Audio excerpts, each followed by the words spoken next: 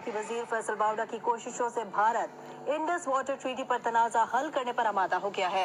नाज़रीन, पाकिस्तान की दरखास्त पर चनाब बेसन में मंसूबों के मुआयने की भी इजाजत दे दी गई है। आबी वसाइल के वफाकी वजीर फैसल बावड़ा का कहना था कि भारत ने मुआयने के लिए पाकिस्तान की दरखास्त कबूल कर ली है, जिसके बाद उन्होंने कमिश्नर इंडस वाटर की सरबराही में 3 रुकनी टीम को भारत रवानगी की हिदायत कर दी है।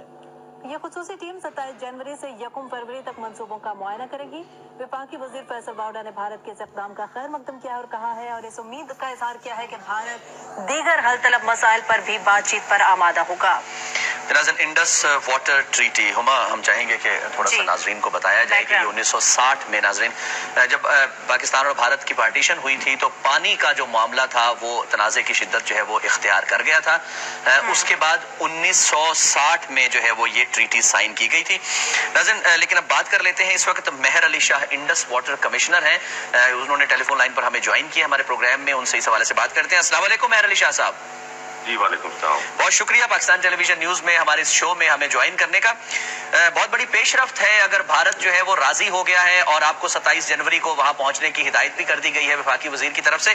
कुछ शेयर कीजिएगा, कौन कौन से ऐसे उमूर होंगे जो ज़ेरे गौर रहेंगे, कहां कहां आप मुआयना करेंगे, किन किन चीजों को फोकस में रखा जाएगा? जी बहुत शुक्रिया जी। इसमें इस तरह से है कि हमारे पास जो ये इंडस वाटर ट्रीटी है, इंडस वाटर ट्रीटी के तहत हमें ये राइट दिया गया है कि हम अपनी जो है वो सालाना मीटिंग्स करें और उसमें सालाना हमारे टूर्स ऑफ इंस्पेक्शन होते हैं।